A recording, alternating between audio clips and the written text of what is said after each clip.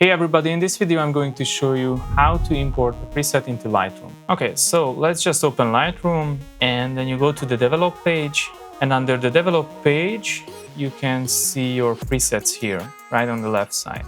Now next to the presets there is a plus icon. If you click on this one, you can either create a new preset or you can import the preset. And then you click on the preset you want to import.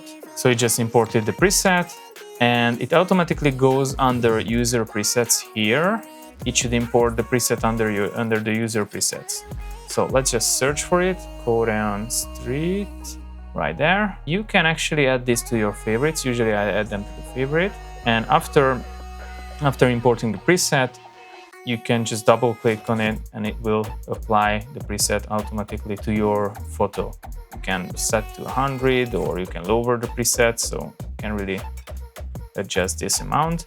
Don't take a preset as like a one-click solution. It will give you the basics. It depends on the preset, but don't think of it like I click on it and it's done.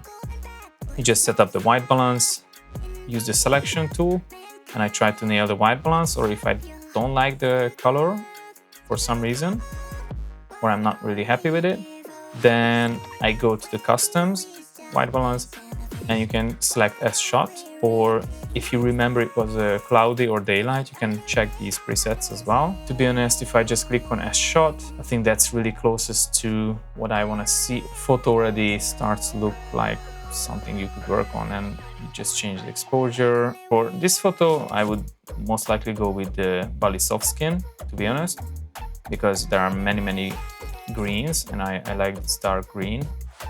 I would increase the exposure a little bit, decrease this a little bit. You see, before, after, before, after. All right, that's it for today. It's a quite simple way to import and save your preset. Let's go out and shoot and create something great. See you in the next one.